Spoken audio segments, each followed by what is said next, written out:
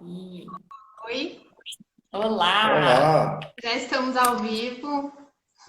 Agora o pessoal tem um tempinho para entrar. Tem bastante gente entrando. Ótimo, muito bom. Bom, não sei se todo mundo recebeu o e-mail que eu mandei agora há pouco. Infelizmente, alguns dos nossos entrevistados tiveram alguns problemas, inclusive de saúde. Queria, de toda forma, deixar aqui um agradecimento, em especial para o Paulo, que é do Instituto Transformação Digital, ele que organizou aí, que fez todas as inscrições. E está com sintomas de Covid, teve que correr para o hospital. Então, a gente está aqui na torcida para que não seja nada grave, né? Que ele se recupere rapidamente. O Gil também está trabalhando alucinantemente no HC, então tentando ali também, de alguma forma, contribuir para toda essa situação que a gente está vivendo. Rasquilha teve um problema com o cliente, Juarez também, mas eu falei, não, né, a gente já não conseguiu fazer na sexta-feira em função ali dos problemas técnicos, mas embora, vamos deixar a peteca cair, acho que a gente está num momento em que a gente precisa contribuir, né? Então, costumo dizer que a gente não sabe todas as respostas, Mas mas juntos conversando, a gente chega em algum lugar, né? e a ideia é que as pessoas interajam, né? Legal. Bom, e a gente preparou algumas perguntinhas, mas todo mundo está liberado para fazer perguntas. É até muito legal essa interação. Eu comecei essa live e não sei se está participando de alguma, mas aqui embaixo tem um campo de comentários. Então, todos os comentários que vocês fizerem, dúvidas, perguntas, o que vocês quiserem que o Lareia e a Marília respondam, eu posso passar aqui para eles. E a ideia é justamente a gente construir um diálogo, né? Todo mundo está se vendo numa situação muito difícil agora com o coronavírus, muitas pequenas empresas impactadas, vendo dinheiro indo embora, tendo que tomar decisões rápidas e assertivas, sem saber muito bem o que fazer. Então, quanto mais a gente pudesse ajudar, esclarecer e falar sobre como alavancar esse negócio, manter esse negócio durante esse momento é bastante importante. Uma coisa que eu acho super importante e que eu queria que as perguntas, enfim, que todo o nosso diálogo fosse nesse sentido, é que a gente já tem visto a imprensa, de um modo geral, falar muito, né, sobre a situação que está colocada. Então, a gente tem visto muitas reportagens do pessoal falando sobre delivery, né, como uma alternativa, principalmente para restaurantes. Mas eu acho que o importante da gente trazer para essa conversa é o Brasil, o mundo pós-coronavírus, né? Então, quais são as lições que a gente vai tirar disso tudo? Eu acho que uma coisa super importante, eu acho que de uma forma geral o brasileiro já começa a entender um pouco essa questão, tanto pessoa física quanto pessoa jurídica. Não existe uma cultura de planejamento, né? O brasileiro vive muito um dia de cada vez. E agora isso está ficando muito evidente que não pode ser assim, a gente precisa melhorar o nosso planejamento. Então, as empresas elas precisam levar isso em consideração, né? Não tem como uma empresa ficar fechada, né, 15 dias, que é o tempo aí, nem deu 15 dias ainda que a gente está nesse processo de isolamento, e as empresas já não têm dinheiro, né? Então, a gente precisa sim começar a trabalhar com uma ideia de fluxo de caixa, de planejamento, já tem um monte de gente sendo demitida. O Alexandre até costuma dizer, né, que o Brasil, a gente tem um histórico de muita fartura, né? Então, desde lá da época dos índios, tudo que você planta nessa terra germina, e isso fez com que a gente desenvolvesse uma cultura muito de só por hoje, né? Deixa eu curtir hoje, eu não sei se eu vou estar vivo amanhã, né? E aí o problema é quando a gente está vivo no dia seguinte e diante de uma situação dessa, e muitas vezes as pessoas não sabem o que fazer, né? Acho que a ideia da gente trazer para esse papo ficam, né? Então, eu acho que essa é a mais importante delas. Algumas empresas estão recorrendo aí realmente a essa questão de delivery, quando é possível. Outras não conseguem ver ali uma luz no fim do túnel. E eu acho que a partir desse momento, né, uma coisa que é super interessante é que a inovação ela é uma dor, né? A gente tem uma falsa ideia de que inovação é coisas coloridas, post-its, puffs, né? Que inovação é uma coisa legal. Né? Post-it na parede.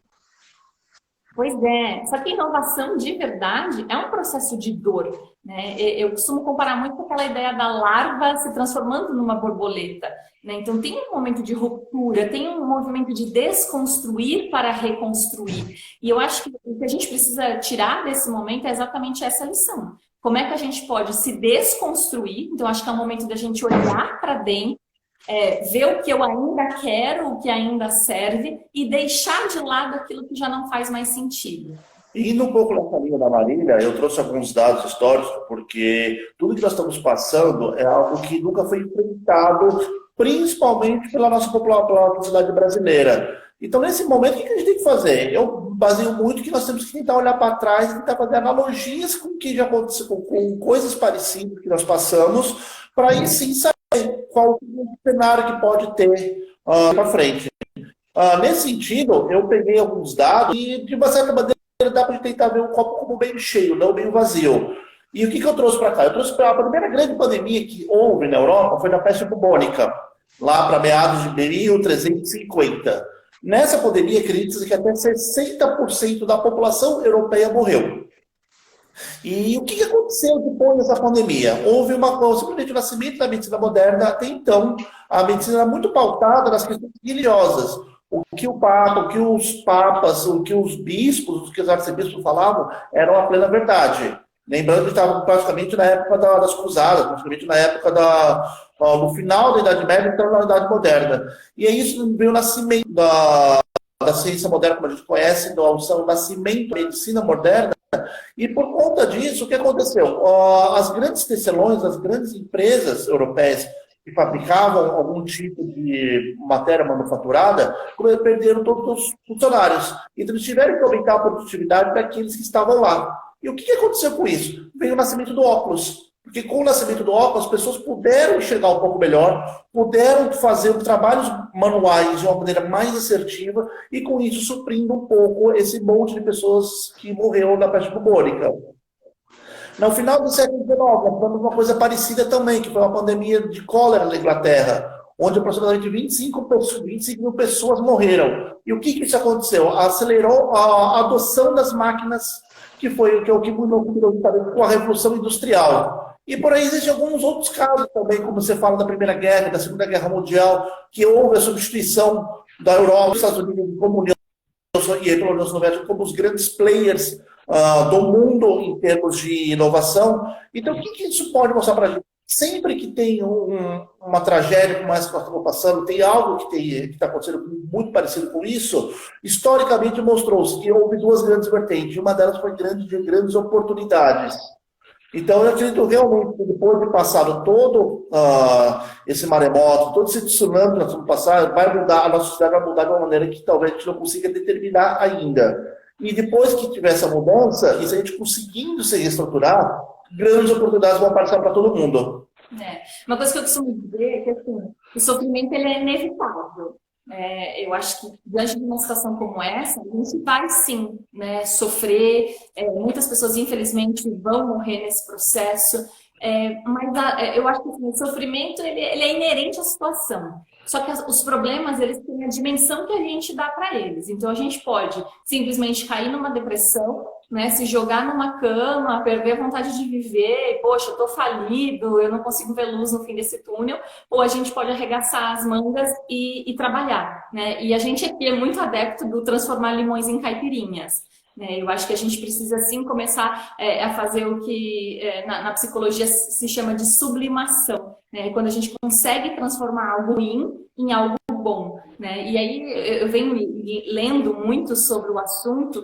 Tem um livro que eu acho super interessante, o Teoria U, do Otto Scharmer, que é um matemático lá do MIT, e ele fala da importância do deixar ir para o, né? E eu acho que o importante dessa pandemia, né, desse momento de ruptura que a gente está vivendo, é que a gente tenha a capacidade de deixar ir aquilo que a gente sabe que não funciona mais e que, de alguma forma, a gente ficou apegado, para abrir espaço para o novo. Eu acho que é um momento de a gente realmente se abrir para uma reforma, não só das nossas empresas, mas das nossas vidas e da nossa sociedade como uma forma geral. Eu acho que a tecnologia ela está aí, né, à disposição, cada vez ganhando mais espaço. Eu acho que a gente viu um movimento muito grande aí agora na história do home office, principalmente, do dia para a noite todo mundo estava fazendo home office.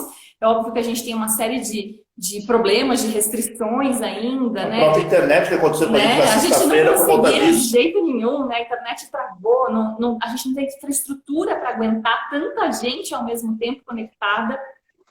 Mas acho que a gente precisa olhar para esse copo, né, e olhar a metade cheia dele. Então, o que eu posso fazer com tudo isso que está acontecendo? Né? Eu acho que, de uma forma geral, eu costumo comparar muito, né, o ciclo de aprendizagem com o ciclo do luto.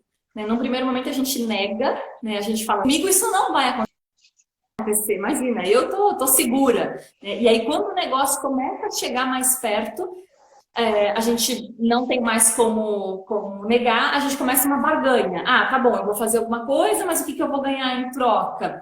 E aí a gente chega no vale, assim, no momento em que a gente realmente se desconstrói, a gente se sente destruído, né? E é só depois que a gente supera esse momento chamado da depressão, é que a gente consegue juntar os caquinhos e subir novamente a partir da experiência, né, para transformar aquilo em algo que efetivamente faça a diferença. Então, acho que esse é um movimento que a sociedade, de uma forma geral, precisa entrar, os negócios precisam entrar. Então, acho que é o momento da gente fazer uma grande reflexão, né, e deixar ir aquilo que não vai funcionar mais e dar espaço para o novo.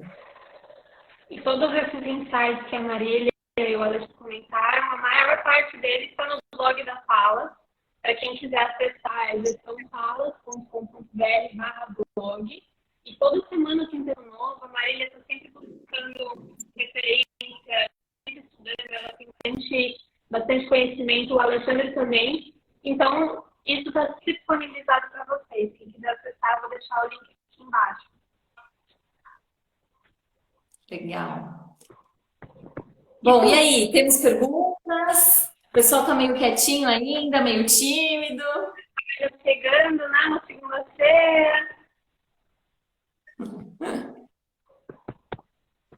Uma coisa que um debate que eu acho super importante também para esse momento é a questão da tecnologia, né? Porque eu acho que o mundo ele já está começando a se dividir entre antes do coronavírus e depois do coronavírus, né? Porque antes existia uma certa resistência em relação à tecnologia, né? Das pessoas achando que, nossa, mas as máquinas vão roubar o lugar do homem, o robô, né? vai nos prejudicar, a gente vai ser substituído, né? E hoje a gente já começa a entender que, opa, a tecnologia nesse momento é a nossa única opção, né? Então, até que ponto a gente realmente tem que ficar lutando contra ela e não se aliar e ver o que funciona, né? Como eu falei, eu acho que é um momento realmente de uma profunda reflexão, né? Exato. A Débora Bueno está perguntando se a gente vai deixar a live nos destaques, a gente vai sim, viu?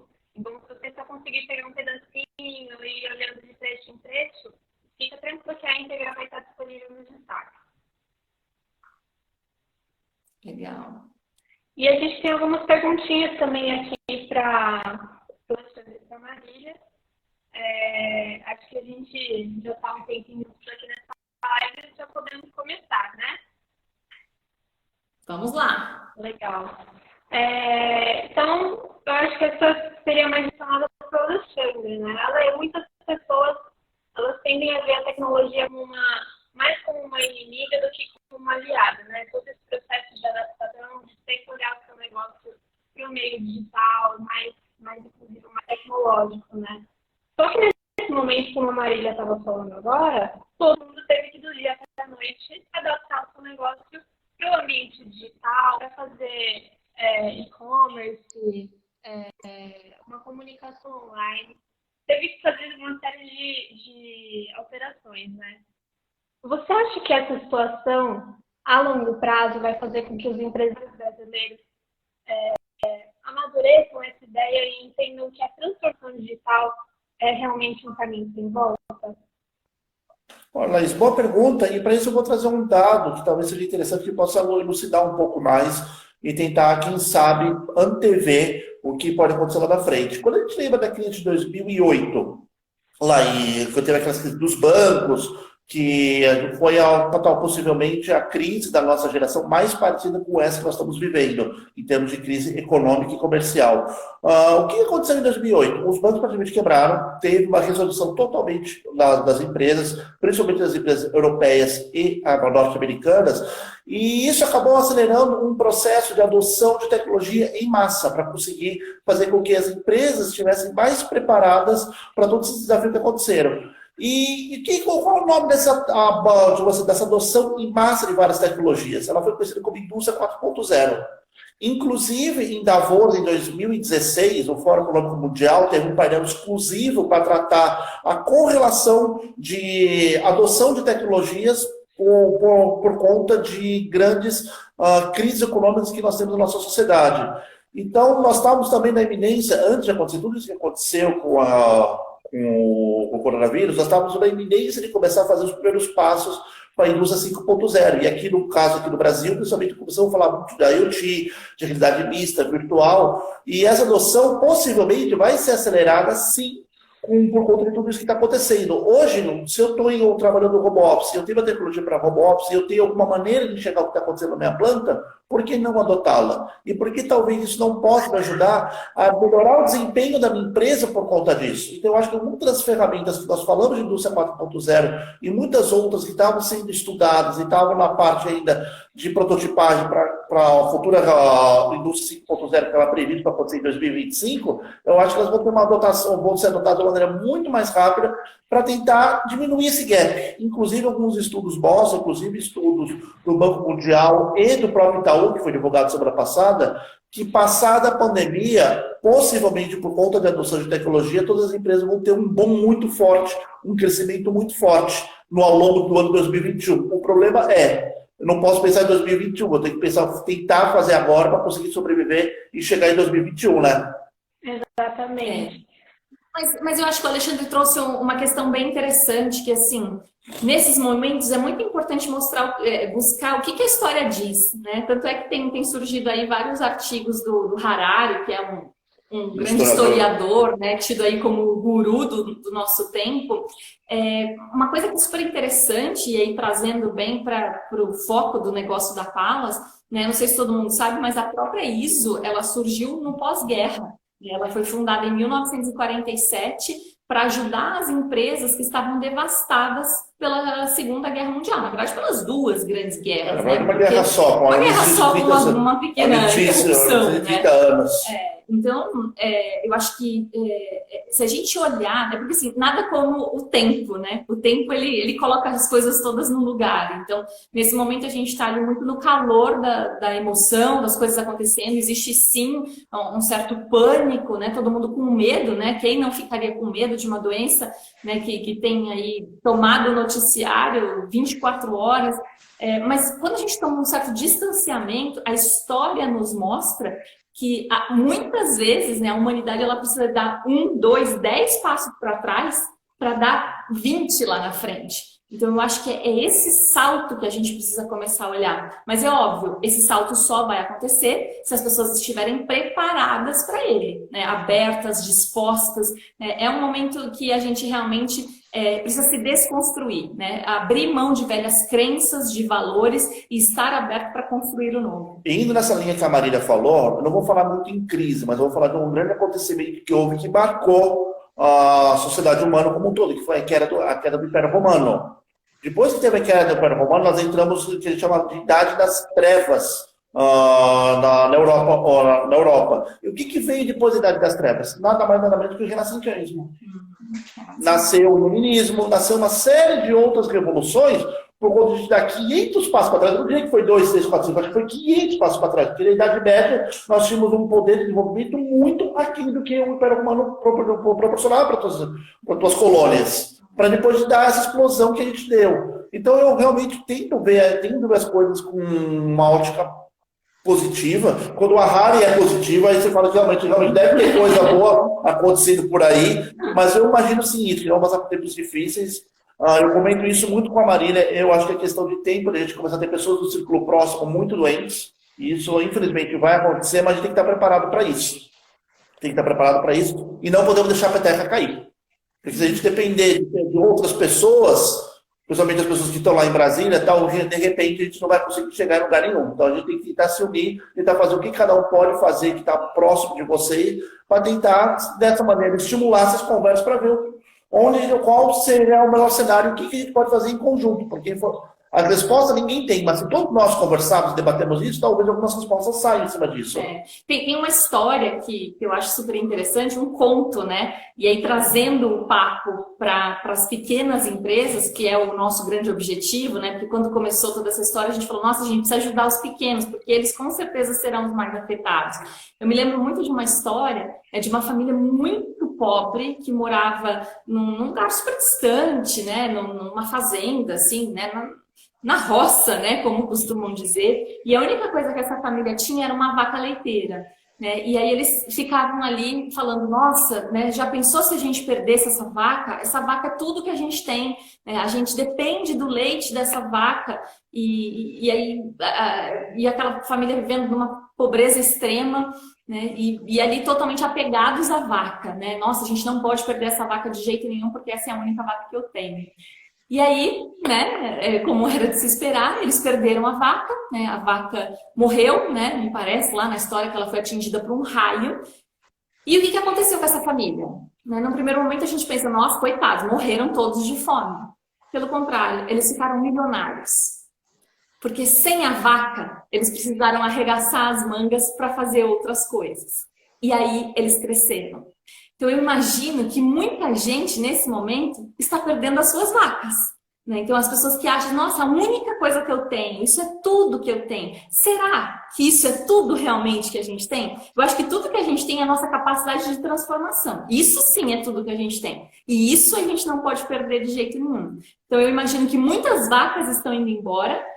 Isso é muito triste num primeiro momento, mas a gente precisa pensar que, olha só, aquela família perdeu aquela vaca e eles tiveram um grande salto, um grande impulso. Então, o meu desejo é que essa perda dessas vacas signifique um crescimento muito grande para as pessoas que estiverem, obviamente, dispostas a sair da lamentação e ir para a ação. É isso que o Brasil precisa nesse momento. Isso, eu vou trazer um pouquinho para o meu lado, para a minha especialidade, que são as normas ISO. As normas ISO, elas trabalham com uma coisa muito interessante, com cenários. Quando você implementa um sistema de gestão muito bem implementado, você faz algumas análises, alguns planos de ação, principalmente na parte racional. Então, você analisa todos aqueles cenários que podem acontecer de errado, que é a famosa análise de risco, e analisa eles com planos de ação de uma maneira racional. Agora, nesse momento, ninguém está sendo racional, e nem tem como ser racional mediante uma pandemia dessa. Mas se eu conseguir analisar o que pode dar certo, o que pode dar errado dentro da minha empresa de uma maneira racional, eu consigo criar planos de ação para quando isso acontecer, eu conseguir botá-los em dia, principalmente sem a minha emoção me influenciando nisso. Porque agora muito empresário está tomando ações baseadas em emoções. E às vezes dá certo, mas eu te digo que a maioria das vezes isso é a tendência não dá certo, né? Então a gente estava falando agora, esse conto da vaca realmente chamou muita atenção, né? Imagino que para todo mundo que está assistindo também. E a gente tem aqui mais uma pergunta do Felipe, que lembra bastante essa história, sabe? Ela fala sobre a importância de você se transformar, de você se reinventar, de você inovar. E a pergunta do Felipe tem a ver com inovação. Ele pergunta assim, o que é mais importante nesse momento para as empresas? Investir em cultura e treinamento e inovação ou em tecnologia da inovação? Vai unir uma resposta bem Alexandre e bem Marília. Posso Vamos começar? lá, começa. Se eu tivesse R$10, eu tenho que investir esses R$10 na minha empresa hoje, eu investiria em capacitação de pessoas. Porque não importa qual seja a tecnologia, não importa o que a gente faça. Negócios são de pessoas para pessoas. E se as pessoas não estão capacitadas, elas não vão ter poder de discernimento. Eu não posso ter a melhor tecnologia do mundo disponível para mim. Mas se meus colaboradores não estiverem capacitados para isso e não conhecer isso, simplesmente eu não tiver um bom senso de saber aquilo que tem que ser feito, aquilo que não tem que ser feito, os resultados não vão ser tão bons. Então, se eu tenho R$10 hoje, eu investiria em competência e treinamento de pessoas. Uma coisa que eu costumo ressaltar muito, assim, normalmente as pessoas confundem, né, inovação e tecnologia. São coisas bastante diferentes, né? E inovação é muito de pessoas para pessoas. Então a gente nada mais é do que cultura. Então a gente está falando de atitude, né? Até se a gente olhar por uma questão semântica, a palavra inovação, ela nada mais é do que então é o interno, né? Aquilo que vem de dentro, nova ação, ou seja, é uma nova ação, é uma nova atitude que vem de dentro, né? Então é isso que a gente precisa. Inovação definitivamente não é tecnologia. A tecnologia é um meio, é ótimo, é maravilhosa, né? Sem ela a gente não conseguiria estar trabalhando neste momento. Mas ela é um fator secundário, sempre acima de tudo as pessoas, porque são as pessoas que criam a tecnologia e são as pessoas que adotam ou que boicotam a tecnologia. A gente já viu inúmeros casos de empresas que investem ali muito dinheiro em softwares, em maquinário, e aí piora o resultado. E piora o resultado, né? E aí a gente chega lá, as pessoas simplesmente não usam, né? Porque elas não foram capacitadas para usar. Eu acho que até tem um exemplo muito interessante, que foi numa empresa que fazia creme dental. Essa empresa descobriu que tinha estava vendo muita reclamação no mercado, porque algumas caixinhas de creme dental estavam vazias. Inventaram um equipamento que gastou uns milhões de dólares, usaram P&D, usaram um monte de coisa para desenvolver uma máquina que pesava e sabia pela variação do desvio padrão do peso se a caixinha estava vazia ou não. E botaram a maquininha lá e muito bem, ninguém deu atenção nela e botaram para rodar na operação. Passou-se um mês, não teve problema. Passou-se o segundo mês, não teve problema. Passou-se o terceiro mês, não teve problema. Aí levaram todo o board, apresentou da presidência e falou: olha, você é muito inovadora, investimos em tecnologia e conseguimos resolver todos os problemas que nós estávamos tendo em termos de produtos não conformes. Chegaram lá na operação, viram a primeira máquina desligada. Foram na segunda linha de operação, a máquina desligada, outra máquina desligada igual. Foram na terceira linha, mesma coisa. Aí foram chamar o responsável, o encarregado. Poxa, gastamos tantos milhões de dólares nessa máquina, gastamos tanto nisso para essa máquina funcionar, para rodar e você não está usando. O que você está fazendo para você garantir que não está tendo mais produto, mais caixinhas de creme dental vazia? É simples, doutor. Eu só boto o ventilador e esse ventilador empurra a caixinha vazia ou não. Ou seja, solução simples, com o uso de massa encefálica, não precisa de tecnologia e resolver o mesmo problema. Então, às vezes, a tecnologia, nós ficamos muito deslumbrados com a tecnologia. E eu diria que a maioria das vezes ela não vai dar a resposta que nós queremos. A tecnologia tem que sempre ser um meio, não um fim. Quando a gente pensa em aplicativo de mobilidade, a gente fala: não, o cara tem um aplicativo disruptivo. Não, um aplicativo só para conectar as pessoas. A disrupção está no modelo de negócio dele, não na maneira que é feito, não na tecnologia em si, não no aplicativo em si, né? E é isso que as pessoas têm que entender. Inovação não é sinônimo de tecnologia, porque senão como é que nós estaríamos aqui? Nós inovamos desde que a gente sai da África. Se não tivesse feito o arco e flecha, não estaria aqui. Se não tivesse feito a privada na época da peste bubônica, eu não estaria aqui. Se não tivesse feito tantas outras ideias, possivelmente a humanidade não seria do jeito que nós conhecemos hoje. Então a gente tem que tentar desgrudar um pouco essa visão que todas as nossas respostas são tecnologia. Sim, muitas das respostas podem ser tecnologia. Sim, a tecnologia pode nos ajudar muito. Mas tem muitas outras coisas que podem ser feitas sem o advento da tecnologia. Uma coisa que eu acho bem interessante também e que eu imagino que essa começa a ser uma lição, né, do mundo pós-coronavírus, é o fato do empresariado, e aí em especial o pequeno e o médio empresário, ele fica muito focado nas pendências e não olhar para as tendências. Então, eu lembro que isso aconteceu muito comigo, né? Então, eu tenho uma agência de comunicação há 12 anos, e eu, quando a minha empresa estava fazendo 7 anos, eu contratei uma consultoria e eu me senti um urso recém-saído da hibernação. Porque eu percebi que enquanto eu estava ali focada na minha empresa, tentando fazer o meu negócio dar certo, deixar os meus clientes satisfeitos, tinha um mundo de coisas acontecendo lá fora e eu simplesmente não conseguia acompanhar, eu não estava focada naquilo. Eu achava que eu estava sendo uma excelente empresária porque eu estava focada no crescimento do meu negócio, em deixar a minha equipe satisfeita, em trazer mais clientes e deixar os meus clientes satisfeitos. Só que o papel do empresário, ele vai muito além. né? Então, ele precisa sim estar olhando o que acontece do lado de fora da empresa, né? E contratar gente competente para que olhe o que acontece do lado de dentro. Então, olhar para esse universo das tendências, do que está acontecendo no mundo, né? De que forma essas novas tendências, esses comportamentos emergentes, eles vão impactar, seja positiva ou negativamente no meu negócio. Se eles me impactam positivamente, o que eu posso fazer, o que eu posso criar para poder tirar vantagem dessa situação, para aproveitar melhor essa onda que favorece o meu negócio. E a mesma coisa quando é o contrário, né? Então, quando vem aí uma tendência, uma onda que desfavorece o meu negócio, como é que eu posso me blindar, né? De que forma eu posso me proteger, criar outras coisas? E eu trabalho muito com o conceito de criatividade, né? Inclusive, eu dou treinamento de criatividade. E as pessoas tendem a achar que criatividade é coisa para publicitário, né? Para o pessoal que trabalha, para artista, né? Para o pessoal que trabalha ali diretamente na parte de criação. Mas muito pelo contrário, né? O empresário ele precisa ser muito criativo e a criatividade nada mais é do que você buscar entender um problema de uma forma profunda. Então, alguém entendeu que tinha um problema na antena de televisão e que se tivesse algum produto ali fazendo uma certa pressão, ela parava de chiar, né? Normalmente a gente ia lá e colocava o dedo, né? E não dava para ficar o tempo inteiro com o dedo lá na antena. Então alguém foi e falou, opa, o Bombril faz aqui esse papel. Mas imagina quantas tentativas aconteceram até se chegar ao Bombril, né? Então a inovação, a criatividade, ela vem muito disso. Então criatividade, eu até nos meus treinamentos eu ensino que existe um processo, né? São 4 etapas do processo de criatividade. O primeiro deles é entender o problema. E muitas vezes a gente acha que sabe qual é o problema. Então agora o problema de todo mundo é o coronavírus.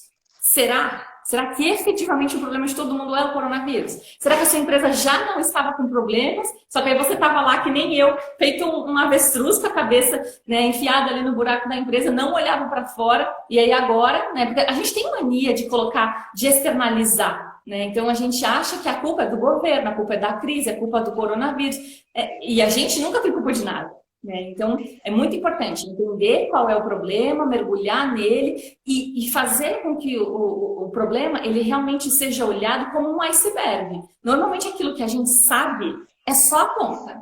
Então, a gente precisa começar a cavar, a mergulhar, tem que realmente colocar a cabeça na água para ver o que está por trás disso tudo. Depois, a gente precisa ter um bom repertório. Então, é por isso que o empresário ele não pode ficar olhando ali única e exclusivamente o seu negócio. Ele precisa estar respirando fora para aumentar o seu repertório e aí sim chegar na terceira etapa, que é a conexão, que é quando ele entende profundamente qual é o problema que ele tem e ele tem um repertório amplo capaz de fazer a conexão. E aí ele vai para a quarta e última etapa, que é a experimentação. E aí ele vai validar se funciona ou se não funciona. E isso é um ciclo, né? Isso não tem que acontecer só uma vez, isso tem que acontecer sempre. Isso é uma rotina dentro da empresa. Então, a gente precisa parar de achar que a nossa empresa é simplesmente entradas e saídas, né? Receitas de despesas.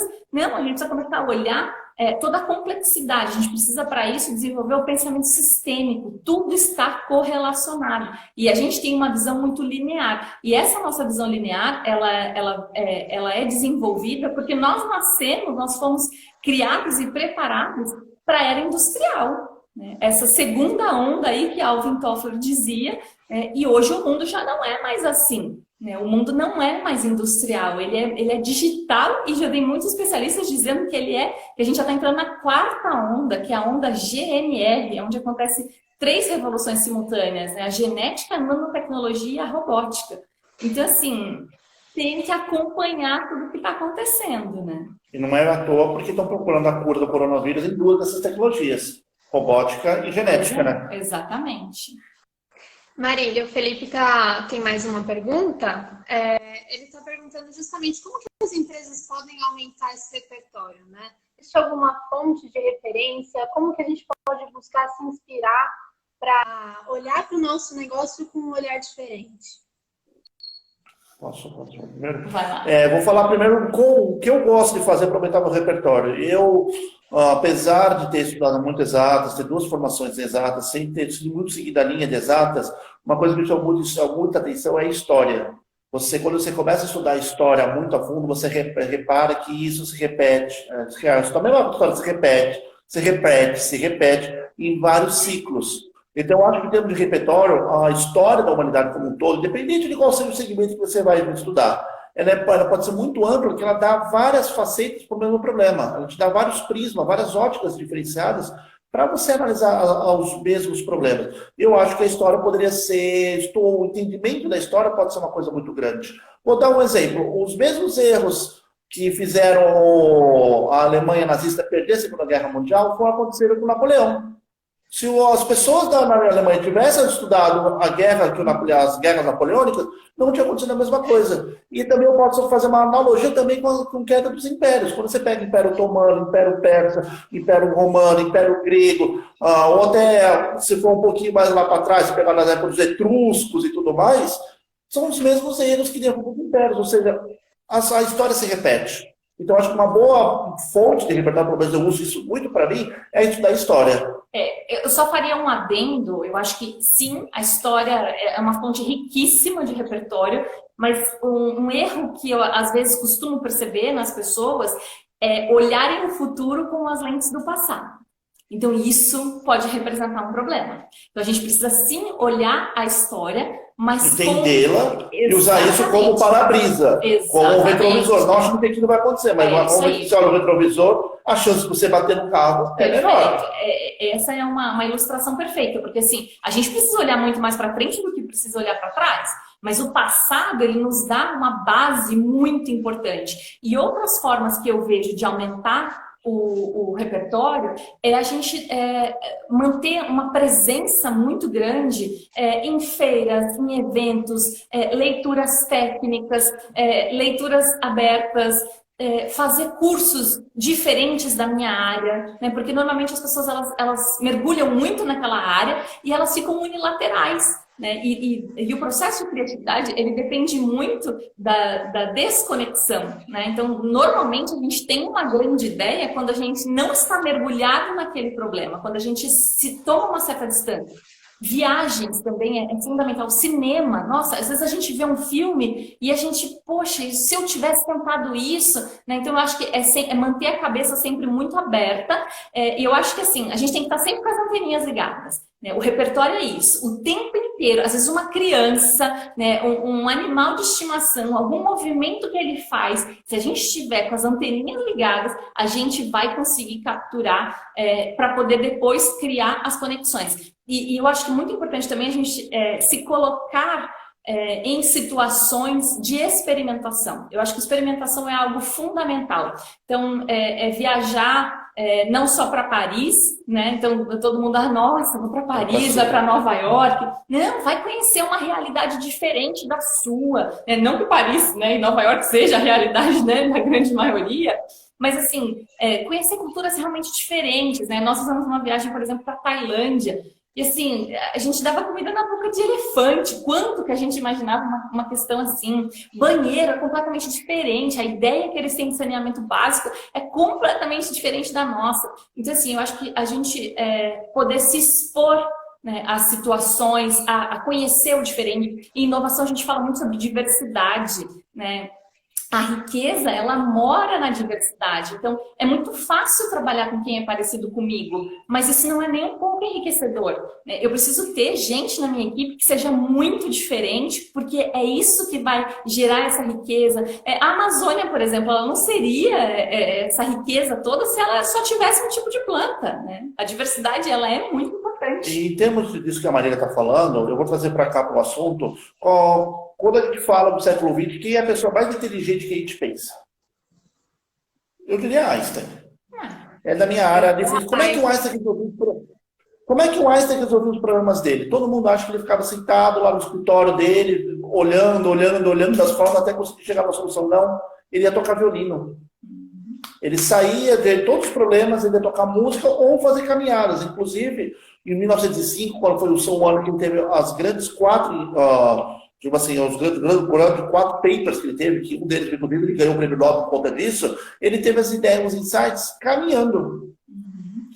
Tanto é que existem vários estudos que mostram que quando a gente está caminhando, a gente oxigena o cérebro, a gente consegue atingir outras potencialidades, né? Muitos famosos aí, né? Mark Zuckerberg, Steve Jobs também marcava reuniões em caminhada. A Palas, a gente também faz isso. A gente Fazia, né? Agora não está podendo, né? Mas a gente batizou isso de reuniadas, né? Então são os nossos momentos ali de andar e conversar, oxigenar o cérebro e a capacidade de conexão, né? Porque aí a gente já não está mais falando do repertório, a gente está falando da conexão, ela aumenta muito. Então isso é muito importante. Legal. Maravilhosa a resposta de vocês. O Felipe até comentou, o mundo é um museu de grandes novidades, né? Como diria Cazuza. Maravilhosa referência. A gente vai sempre reescrevendo, né? Exatamente. E a Bruna acabou fazendo uma pergunta que também era a dúvida da Jéssica. Qual que é a estratégia que a gente pode utilizar dentro das empresas para aproveitar essa crise, para tentar chegar uma oportunidade em meio a tanta perspectiva difícil que a gente está tendo para os próximos meses, né? Quer responder? Da minha parte, o que eu sugiro? Nesse momento, as empresas, principalmente os colaboradores que estão em casa, trabalhando no home office, acho que é um tempo essencial para se aprimorar. Vamos pensar um pouquinho, uns 3 a 4 meses atrás, antes de começar a aparecer a pandemia, antes dela ser noticiada em todo mundo. Qual era a grande preocupação que nós tínhamos das empresas brasileiras? Era em ser comida para a China. A China vinha aí com um apetite voraz de comer as empresas, inclusive estão falando que a China talvez seja o único país do mundo que tenha PIB positivo esse ano, e já está com um apetite voraz. E como é que a gente compete com um país desse? Competência, treinamento, nós temos que estar capacitados. Então, nesse momento de crise, que eu acho que talvez seja uma boa prática, se as pessoas também usar um pouco desse tempo que tem, esse tempo desse ócio, além do ócio criativo, também usar para se capacitar e estar pronto para quando isso tudo passar. E isso vai passar. Não sei te dizer se amanhã, daqui uma semana, daqui um mês ou daqui 6 meses. Mas toda essa crise que está passando, ela vai acabar. Uma hora mais cedo ou mais tarde vai acabar. E quando acabar, o que nós vamos estar pronto para fazer? Qual vai ser o mundo que nós vamos ter? Quanto mais repertório e mais competências nós tivermos, maiores vão ser as oportunidades que nós vamos enxergar.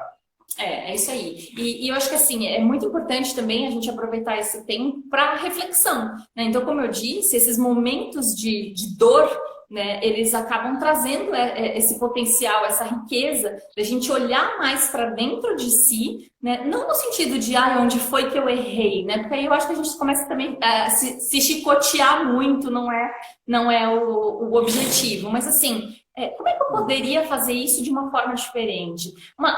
Um caso que é super interessante, não sei se é do conhecimento de todo mundo, mas a crise de 2008, apesar de não ter sido muito representativa no Brasil, ela foi muito prejudicial nos Estados Unidos. Eu lembro que eu fiz uma viagem lá na época e, assim, mendigos, né? Pessoas ali pedindo dinheiro na rua. Uma realidade até então inimaginável para um país, né? E eu não estou falando de grandes centros, não. Cidades mais afastadas que eu visitei. E a gente lidou ali com uma realidade muito diferente, né? Mas, não sei se é do conhecimento de todo mundo, Uber e Airbnb surgiram a partir da crise de 2008. Porque olha só qual foi a observação que as pessoas fizeram. Eu não tenho dinheiro, né, não tenho emprego, o mercado está muito ruim, mas eu tenho um quarto vago na minha casa. Eu posso, de repente, utilizar esse quarto vago para rentabilizar, né, para poder ganhar ali algum dinheiro. A mesma lógica com o carro. Então, assim, eu não tenho dinheiro, eu não tenho emprego, mas eu tenho um carro que está subutilizado.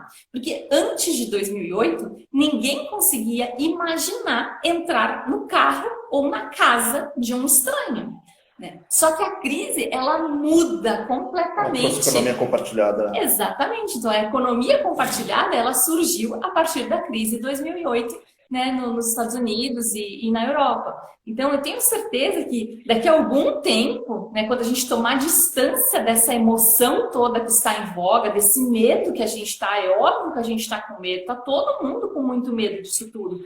Mas o mundo sempre continuará sendo mundo, né? Alguns, infelizmente, vão ficar pelo caminho, mas aqueles que continuarem, eles inevitavelmente vão passar por uma grande transformação, né? E eu acho que é para isso que a gente tem que olhar. Então, a inovação ela surge muito a partir disso, né? Então, quando eu tenho a minha vaca leiteira, eu não vou pensar em fazer alguma coisa diferente. Para quê? Tá tudo indo tão bem. Agora, quando o negócio aperta, quando a água começa a bater ali no nariz e a gente corre o risco de se afogar, aí é como dizem, né? A necessidade é a mãe da criatividade. Então, é um momento da gente começar a colocar tudo isso para rodar e sair muito mais forte disso. Eu acho que o sofrimento ele não pode ser em vão, né? Eu acho que a gente não pode estar passando por toda essa situação, por toda essa privação de liberdade, que é algo surreal para o ser humano. A gente não foi criado para ficar enclausurado. Então, a gente precisa passar por esse momento de privação, por esse isolamento e sair muito mais forte. A gente precisa sair realmente com garra, com disposição de transformar não só o nosso negócio, mas a nossa sociedade. Precisa nascer uma nova nação brasileira quando tudo isso se distanciar, quando a gente perder o medo.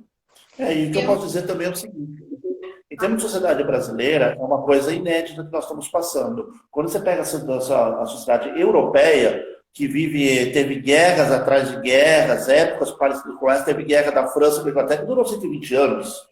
Então, foi um período. Então, para a sociedade deles, passar por esse momento é uma coisa menos penosa. Não vou falar que é tranquilo, porque não é tranquilo para ninguém, mas é algo menos penoso. Para nós está sendo, eu acho que não lembro de nenhuma época na sociedade brasileira que a gente tenha passado por algo similar a isso.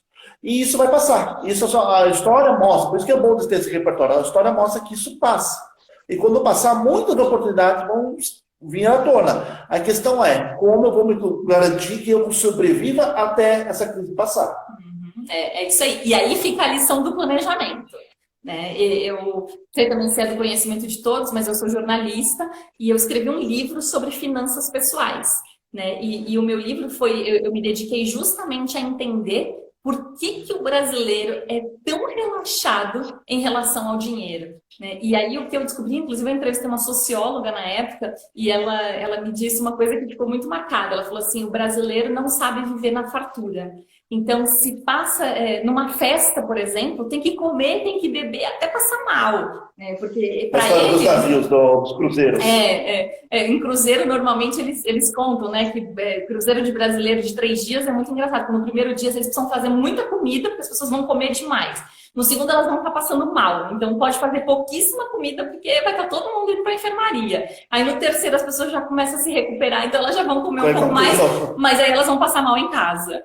Então, assim, a gente não precisa continuar sendo assim. O fato de ter sido assim até aqui não quer dizer que vai precisar continuar sendo. Eu gosto muito de uma frase de um coach norte-americano, o Marshall Goldschmidt. Ele diz que o que te trouxe até aqui não te levará até lá. Então, se a gente ficar simplesmente torcendo para que essa crise passe, para que eu volte para o meu emprego, para aquela realidade de antes, eu estou perdendo uma super oportunidade de crescer. Então, isso é o que a gente não pode deixar acontecer. Sofrendo estamos todos, mas vamos aproveitar esse sofrimento para sublimar, né? Para transformar isso em uma sociedade muito melhor. Eu acho assim, o brasileiro é incrível, né? Toda hora surge aí um monte de meme. Nossa, o brasileiro precisa ser estudado pela NASA. A gente precisa transformar toda a nossa criatividade, todo o nosso potencial em resultado para o nosso país. A gente acredita muito no Brasil, tanto é que assim, aqui na Paula, a gente até brinca, né, que o Alexandre e eu, a gente vive isso, né, porque o nosso objetivo é preparar as empresas brasileiras para o futuro, né, e a gente não sabe o que vai ser do futuro, mas independentemente do que for, a gente vai ter que estar preparado. E agora eu acredito que a gente está passando por um processo de transformação que vai nos deixar mais fortes. A gente precisa deixar a reclamação de lado e realmente abraçar esse cenário que está posto e criar algo diferente. Exatamente. E a gente não vai voltar para o mesmo cenário, né? Tem muitos especialistas falando do impacto que isso vai deixar, inclusive, nas nossas gerações. É uma coisa realmente diferente, né? De tudo que a gente já viveu, né? E aí agora estavam falando justamente de como se preparar, se planejar, né? E das oportunidades que isso pode oferecer. Existe algum erro que as empresas podem cometer nesse momento? Vocês conseguem listar alguma coisa? Ou você vai tendo do princípio de que não existe erro, tem que experimentar mesmo? Eu acho que o maior erro nesse momento é não fazer nada. Nós temos uma emoção muito forte chamada medo. E o medo ele pode servir de alavanca, impulsionar as pessoas a fazerem coisas diferentes ou paralisar. E o grande problema que eu estou vendo é que tem muita gente com medo, mas paralisando, não alavancando, não tentando correr. Se a gente pensar em épocas das savanas antigas lá na África, para que o medo serve? Para que o medo está inserido no nosso cérebro? Porque vinha um leão para me comer, ou eu saía correndo e dava um jeito de fugir dele, ou eu ficava parado e era comido. E eu estou vendo nesse momento muitas pessoas pecando pela falta de ação. A gente vai acertar? Não, ninguém vai acertar. A gente não sabe o que vai ser. Mas nós temos que agir de alguma maneira, tentar fazer algo para justamente que faça com que esse medo nos impulsione. Não consiga fazer com que a gente vá além. Não que paralise a gente e bote tudo a perder. Não tem bola de cristal. Então, assim, eu acho que tudo que se diz hoje é mera especulação, né? Então, eu acho que planejar, a gente precisa planejar sim, sempre, e pensando em diversos cenários. Então, assim, vamos pensar no melhor dos cenários. Daqui 2 semanas tá todo mundo de volta para a rua, legal. Mas o que eu aprendi com isso? Vai demorar 2 meses, vai demorar 3 meses, vai demorar 1 ano. Então, assim, eu acho que a gente precisa sim fazer esse exercício. Mas eu gostaria de salientar principalmente essa questão do ciclo. Então, assim, lembrem-se que o que a gente está vivendo nesse momento é a curva de aprendizagem, é o desaprender para reaprender. O Alvin Toffler ele dizia muito que os analfabetos do século XXI não serão aqueles que não sabem ler ou escrever, e sim aqueles que não têm a capacidade de aprender, desaprender e reaprender. Eu acho que a gente está no momento de desaprender. Então, assim, o que eu não quero mais para minha empresa, para o meu negócio, para a minha vida? Então, deixa ir, né? E aí sim a gente começa a reaprender. E lembrando que, assim, vamos passar pelo ciclo, né? Então, o ciclo da aprendizagem é parecido com o ciclo do luto. No primeiro momento, gente, não acredito que isso está acontecendo. Meu Deus do céu, eu estava com um casamento marcado, eu estava com viagem marcada, e aí agora muda tudo, né? Existe essa negação, e ela é muito válida, e ela precisa ser sentida, porque a gente realmente fica muito triste com tudo isso, né? Nossa, eu tenho amigas, inclusive, que estão adiando o casamento, né? Aquilo tudo preparado. Então, assim, é um momento de dor mesmo, e a gente precisa sentir, a gente precisa validar isso. Mas esse sofrimento, assim como a depressão, ele não pode durar muito. Então, a gente precisa superar isso. Ok, agora vamos olhar o que tem para fazer. Não tenho mais a minha vaca, então agora como é que eu vou fazer? Eu preciso pensar no meu sustento, né? Então, como é que eu vou trazer alimentos para minha casa, para sustentar os meus filhos? Enfim, passada essa primeira etapa desse sofrimento, que ele é muito válido, ele é muito necessário até, a gente precisa arregaçar as mangas e começar a construir. E aí, com o tempo, a gente vai começar a se redescobrir, né? A gente vai ver, nossa, antes de toda aquela crise do coronavírus, eu não fazia as coisas dessa maneira. Hoje eu sou uma pessoa diferente, hoje eu sou uma pessoa melhor, né? Porque a gente passou por todo esse ciclo. E eu acredito também que, voltando um pouco, retomando um pouco o que eu falei sobre medo, realmente fica muito difícil a gente falar sobre coronavírus quando a gente tem um governo que pega 40% do valor que uma empresa fatura, impostos muito altos, a gente não recebe nada em troca. Vemos aqui de alguns governos que vieram cada vez mais espremendo empresariado. E chegar combinando numa pandemia dessa, fica muito mais difícil muitos sobreviverem. O que eu sugiro que a gente pode fazer nesse momento é alguma coisa ligada à cultura de colaboração que você fala tanto de inovação. O que será que meu fornecedor pode me ajudar? Será que eu tenho algo que eu posso ajudar alguém de uma outra parcela? Tentar abrir um pouco mais, pensar um pouco mais em ecossistema de sobrevivência, ecossistema de inovação e ver o que pode ser feito em termos de colaboração, porque sozinhas as empresas não vão conseguir se ajudar. Para se ajudar, não vão conseguir sobreviver. Se eu ficar dependendo única e exclusivamente esperando que caia produtos do céu, que as pessoas queiram o meu produto, talvez eu não consiga sobreviver. Então, acho que nesse momento, mais do que nunca, nós temos que praticar a cultura de colaboração e tentar ver em todo o nosso ecossistema o que eu posso ajudar o outro e o que o outro pode me ajudar também. Não só esperar que o outro sem estender a mão para ele, né? Eu acho que assim, é uma mudança de lógica mundial. Né? Então, em inovação, a gente trabalha muito com o conceito de colaboração em vez de competição. Eu acho que o que precisa ficar muito claro é que, assim, nós nascemos em uma época, fomos preparados por uma época que simplesmente não existe mais. E o que o coronavírus está fazendo é acelerar esse processo. Então, assim, eu acho que passada essa crise, a gente definitivamente vai entender o mundo que nos trouxe até aqui de uma forma completamente diferente. Então, toda essa lógica de revolução industrial, ela não faz mais sentido para a gente. Esse pensamento linear de que se eu aperto o parafuso, eu só vou apertar parafuso, e o outro vai fazer outra coisa. Não, a gente precisa realmente entender que a gente vive numa sociedade distribuída, né, e não centralizada, onde cada um tem que ficar ali simplesmente defendendo os seus próprios interesses. Eu acho que a gente, né, eu espero até rever o nosso sistema capitalista mesmo. Assim, talvez eu sei o Boris Johnson já falou isso hoje. né? Boris Johnson, que está com o coronavírus, que é o primeiro-ministro da Inglaterra, falou que o capitalismo do jeito que nós conhecemos não vai sobreviver a essa pandemia. Vai haver muita alteração, vai acontecer muita coisa e o capitalismo do jeito que a gente conhece não vai existir mais. Tomara que exista algo muito melhor. Uma coisa que eu tenho pensado muito é em relação ao blockchain, né? Já que aí a gente falou um pouco sobre tecnologia. O blockchain nada mais é do que o fim dos intermediários. Então, se eu quero transferir um dinheiro para o Alexandre, eu não preciso mais de um banco para fazer isso, né? É a economia da confiança. Então, eu faço essas transações de uma forma direta. E num contexto de blockchain extremamente disseminado, a gente não precisa mais nem de governo. Então, assim, por que eu preciso ter alguém que define as regras? Isso faz sentido numa sociedade pós-coronavírus, uma sociedade pós-revolução industrial? Então, às vezes eu me pego viajando um pouco, assim, né? Desejando muito, sonhando muito. Não sei se a gente já está preparado para esse nível de maturidade, onde a gente não precise mais, né, de alguém para ditar as regras. Então, assim, por que a empresa tem que ter um chefe? Por que a gente precisa ficar nessa hierarquia? Né? Nem na natureza isso não existe. Né? Não existe um líder. Por mais que a gente ache que o leão é o rei da selva... Ele é o rei até quando os outros deixam, né? Então assim, será que a gente vai continuar deixando que exista um rei, né, que coloque as regras e a gente simplesmente imponha? Né? Então, a gente tem trabalhado muito a cultura nas empresas no chamado job rotation. Né? Então, eu não sou o líder, eu estou líder. Isso é a filosofia da metodologia ágil.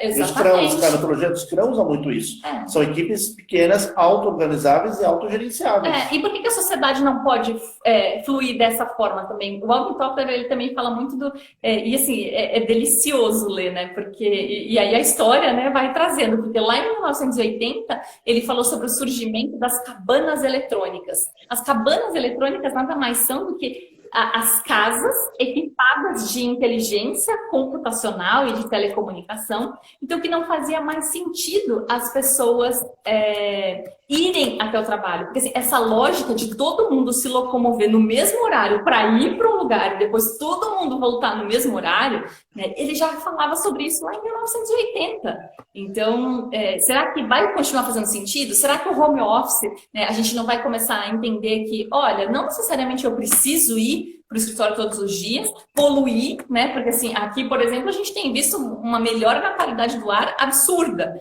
né? Então, minha assim, rinite alérgica que eu diga, né? Até isso aqui já melhorou. Então, eu acredito muito que assim, vai surgir um novo mundo e, se Deus quiser, muito melhor, desde que a gente faça a nossa parte. E o que eu acredito que vai acontecer depois, que pode acontecer de primeiro impacto, acabando essa pandemia, eu acredito que a maneira que nós estruturamos o negócio vai mudar um pouco. A gente vai começar a entrar um pouco mais no século XXI. O que eu quero dizer com isso? Século XX é muito de competição. Industrial. Exatamente, que a Marina falou, a época do industrial, do auge do industrial, competição, os Estados Unidos competindo com a União Soviética, todo mundo competindo com todo mundo. Eu quero ser gerente, eu vou puxar o tapete de alguém para competir. O século XXI sempre foi pautado na teoria por colaboração, e a gente vê pouco isso em prática. Eu imagino que depois da pandemia isso vai uma coisa que vai realmente ficar e vai se perpetuar de uma maneira muito mais rápida. Então, acho que no primeiro impacto que a gente pode ter depois da pandemia é ver realmente essa colaboração entre as pessoas. Né? É isso aí, é o que a gente deseja, né? Marília, a gente tem 3 perguntas aqui que eu acho que a gente poderia dar Vocês acabaram respondendo elas também, mas eu acho que a gente poderia focar, tentar dar mais exemplos, responder elas especificamente. Então, a primeira é do Carneiro. A gente vem de várias crises financeiras, sociais aqui no Brasil nos últimos anos. E aí muitas empresas sentiram o impacto disso, que se agravou agora com o coronavírus. Então, muitas delas já estavam numa situação financeira complicada. Como que elas podem sobreviver a esse ambiente, alavancar sem dinheiro, em caixa, basicamente? Que soluções que vocês conseguem apontar?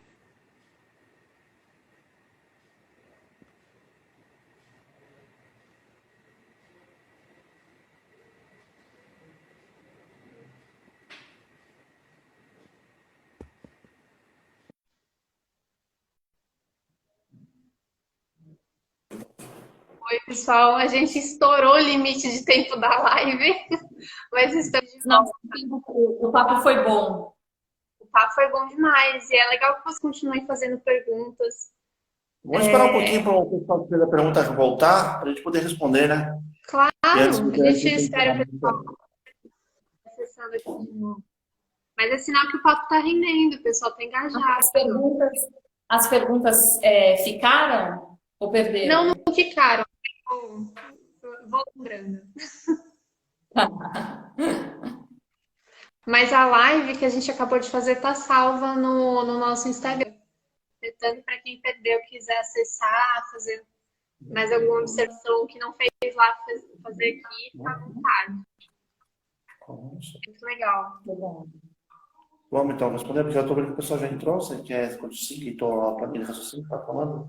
Como as empresas vão conseguir ficar depois de tanto tempo de crise? Como é que elas podem se reestruturar?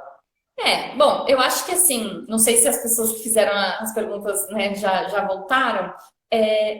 Muitas empresas vão efetivamente deixar de existir, né? Talvez até não só empresas, mas modelos de negócios, né? Eu imagino que seja um momento assim, é uma tempestade que destrói tudo, né? Então vamos fazer essa ilustração. Então imagina que você tinha a sua casa, né? Você estivesse ali feliz ou não com ela, mas era a sua casa, todos os dias você voltava para ela e ia tocando a sua vidinha, né? Assim como eu lá atrás, como um avestruz com a cabeça dentro do buraco, tentando fazer as coisas ali, né, do jeito que conseguia.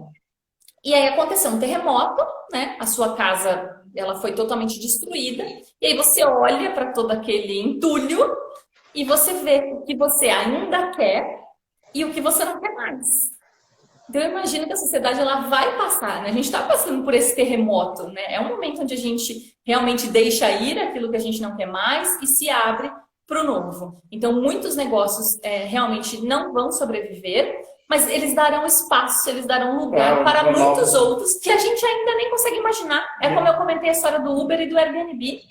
Antes de 2008 ninguém podia imaginar uma coisa dessas. Né? Mas a crise veio e o negócio falou, opa, né? Porque assim, se você parar para analisar, não há nenhuma grande inovação nisso. A tecnologia para fazer, né, essa conexão das pessoas, ela já existia há algum tempo. Mas foi a necessidade que fez com que a criatividade aguçasse e o negócio realmente fosse criado. Né? Eu acho que para essas empresas que sabem que estão na corda bamba e talvez não vão conseguir sobreviver, o que eu daria de sugestão, pelo menos eu faria isso, é olhar essas novas oportunidades e se antevê-las. Porque eu posso perder meu negócio hoje, mas pode aparecer uma outra oportunidade que está na minha frente, que pode me dar um retorno financeiro muito melhor, pode me dar uma qualidade de vida muito melhor, e muitas vezes não estou olhando para ela porque eu estou preocupado só com a minha vaca leiteira.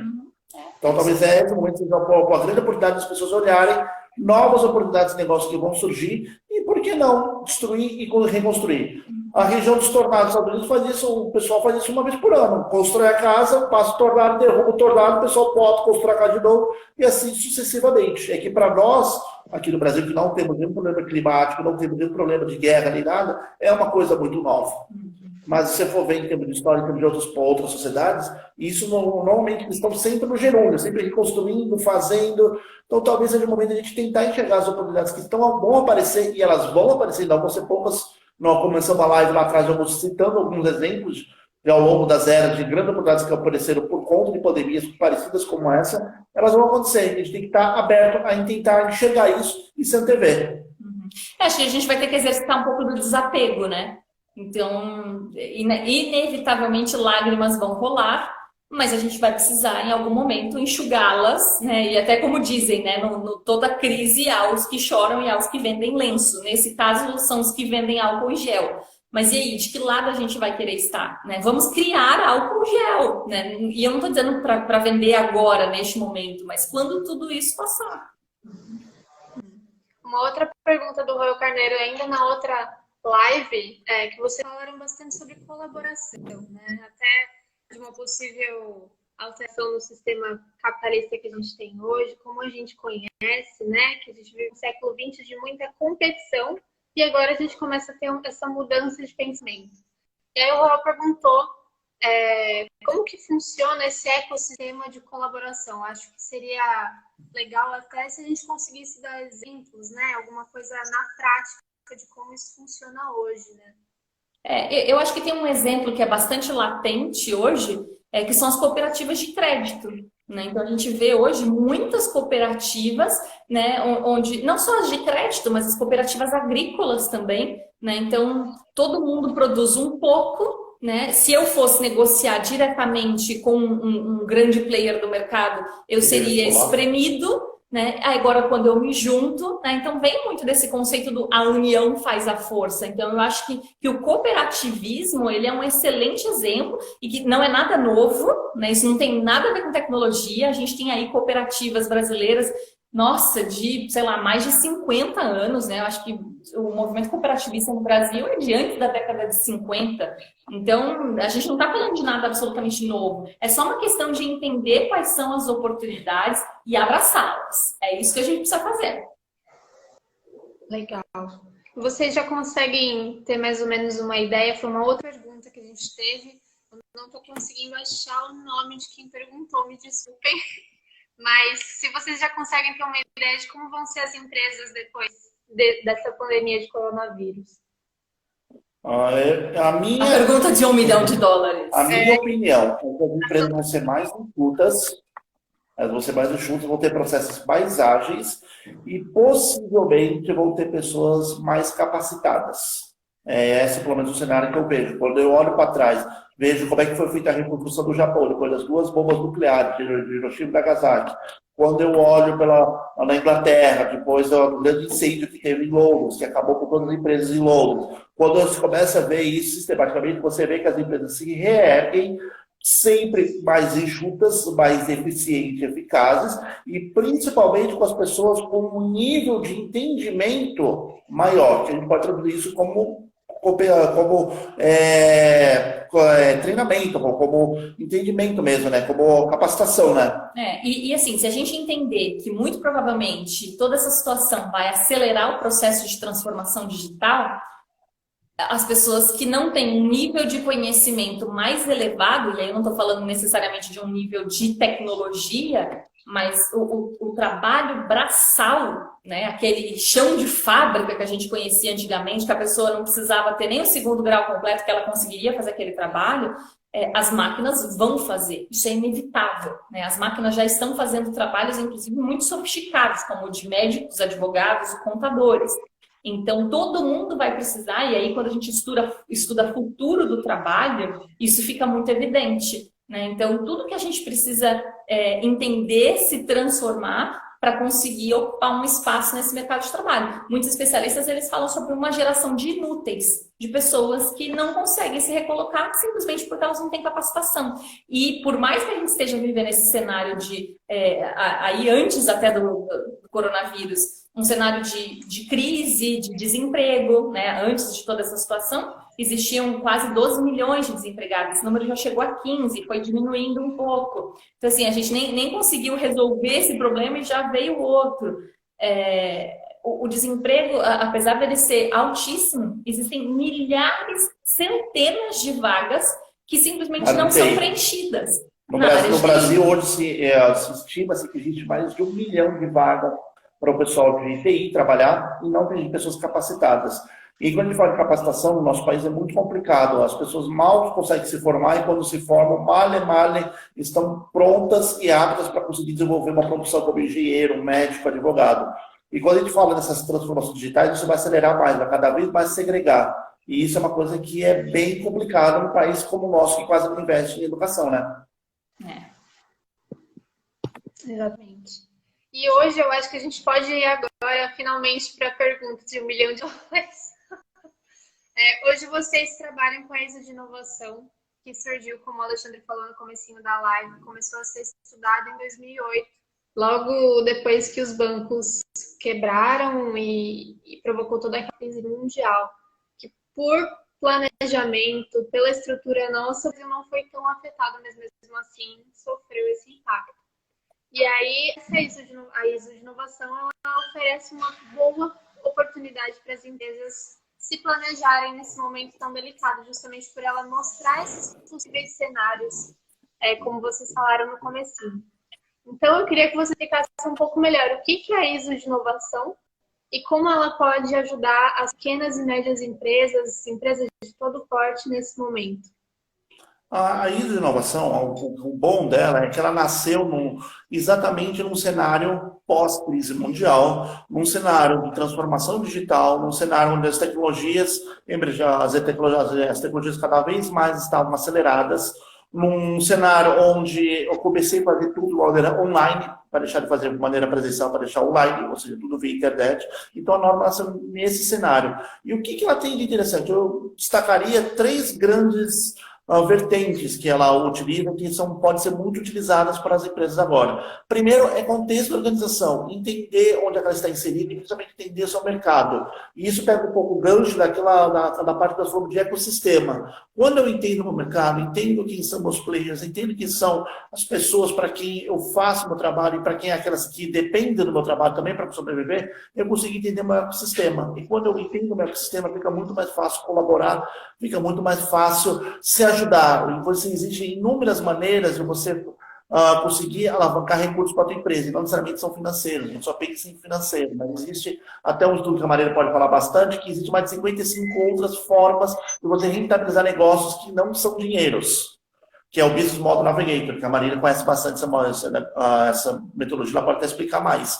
Eu iria primeiro para esse ponto. Um outro ponto também que a norma ajuda bastante ela bate muito na questão de competência de pessoas. Eu tenho que treinar. As pessoas têm que cada vez mais entender onde estão inseridas e tem que estar no modo de gerúndio, ou seja, long life learning, sempre estar estudando, sempre no gerúndio mesmo, sempre tem que estar se aprimorando. Já foi esse o tempo que eu me formava, fazer um MBA ou fazer um doutorado e acabou, morreu. Não, eu tenho que estar sempre me aprimorando. A norma bate também muito nesse segundo pilar, nesse quesito. E por último, também a análise de riscos, ou seja, o que é aquilo que pode dar errado no meu negócio? O que é aquilo que eu posso prever para na hora que der errado, eu simplesmente puxar esse plano de ação na minha gavetinha e não agir com emoção, agir com razão. E nesse momento, todos nós estamos agindo com emoção, ninguém está agindo com ação, né? Com a razão. E eu acho que nesses 3 pilares, lógico que ela tem muitas outras vertentes, mas esses 3 grandes pilares, eu acho que ela pode dar muito às empresas. Independente se elas querem implementar ou não, isso é uma maneira diferente de pensar negócio, é uma maneira diferente de você estruturar a sua empresa. Independente se você queira implementar, queira certificar ou não uma norma como essa, mas é uma maneira diferente, uma metodologia diferente de pensamento, né? E eu acho que o único adendo que eu faria a isso é que normalmente as pessoas tendem a estranhar, né? Nossa, mas ISO, inovação, isso não faz sentido. E assim, eu que já vim estudando inovação há algum tempo, confesso que também estranhei no primeiro momento, mas a própria ISO inovou, né, ao entender que não existe receita de bolo para inovar. Então, não existe resposta pronta. Então, independentemente de quais forem as perguntas, né, até quando a gente teve a ideia de fazer essa live, a gente falou, bom, a gente não sabe as respostas, mas juntos a gente vai buscar construir alguma coisa e a gente acredita muito nisso, né, nessa força da colaboração para que a gente consiga criar realmente o novo, fazer o novo acontecer. E a norma ela é uma das possibilidades, ela é um framework de inovação que certamente pode ajudar muitas empresas a reconstruírem os seus negócios, né? Porque eu acho que, independentemente de se as empresas nesse momento elas estão sendo muito ou pouco abaladas, elas estão, de alguma forma, sendo colocadas à prova. Então, todo mundo, de alguma forma, vai ter que se reinventar, reconstruir, né, e olhar para aquilo que não quer mais e o que pode ser melhor. Legal. E eu queria saber se mais alguém tem alguma pergunta. E lembrar também que, recentemente, o Alexandre e a Marília produziram um livro, um e-book, com 30 perguntas sobre a ISO de inovação. Para quem quiser acessar, é muito simples, é só entrar em www.isodinovação.com.br. Você preenche uma fichinha super rápido e pode ter acesso a esse book. E se, mesmo assim, dentre essas 30 perguntas, ainda surgirem dúvidas, ou você quiser uma explicação diferenciada, no final do livro, tem os contatos do Alexandre e da Marília, ou você pode mandar um WhatsApp, mandar um e-mail, eles estão super disponíveis, né? A gente nem gosta de responder pergunta, né? A gente é muito facinho. Então, eu acho que se vocês quiserem fazer as considerações finais dessa live, acho que foi super legal. A gente conseguiu trocar bastante gente perguntou. E se surgirem mais dúvidas, acessa lá isodinovação.com.br, baixe o e-book e no finalzinho tem os contatos do Alexandre e da Marília. Legal. Bom, eu quero só agradecer o pessoal, pedir desculpas mais uma vez pelo problema que a gente teve na sexta-feira, né? Ficou tudo ali muito tumultuado, a internet não deu conta, link travou, enfim, acabou não acontecendo. Hoje a gente teve problema com os participantes, né, que a gente tinha convidado, mas a gente não deixou a peteca cair, então a gente falou, não, vamos lá, vamos fazer. Agradecer muito a participação de vocês, acho que foi muito legal, poxa, a gente ficou aí, né, quase 1h30 falando, e o pessoal ali compartilhando, enfim, trocando informações. E eu acho que é isso que a gente precisa nesse momento. A gente realmente precisa trocar muito para que todo mundo saia melhor, todo mundo saia mais forte e que a gente consiga, daqui a algum tempo, olhar para trás e falar assim, nossa, olha como eu sou melhor do que antes da pandemia do coronavírus. Então, esse é o meu desejo. E da minha parte, eu acho que nesse momento a gente tem que tentar fazer as coisas de uma maneira mais racional. Eu sei que é meio difícil, nós estamos muito com emoção, mas a gente pode usar essa emoção a nosso favor. Se a gente usar o medo para nos impulsionar, para sair da paralisia, talvez a gente consiga achar resultados e consiga chegar numa coisa, construir algo melhor. O caminho não é fácil, muita coisa vai acontecer, mas eu acho que, ainda mais dependendo de um governo como o nosso, que não está nos ajudando do jeito que precisaria, eu acho que realmente a gente tem que começar a fazer alguma ação e tentar fazer ação mesmo que seja nas maneiras mais próximas, das pessoas mais próximas que a gente tem, e dessa maneira conseguir incentivar uma troca corrente do bem, né? É isso aí. E aí, só para finalizar, a Alas acredita tanto nesse processo de inovação que recentemente vocês fizeram a sua própria certificação, né? Seu próprio atestado de conformidade. E a Paula está a todo vapor. A gente acaba de lançar esse Instagram, que foi super legal a presença de todo mundo aqui. Estamos no YouTube, estamos no Facebook, tem o blog da Palas, então a gente está super ativo.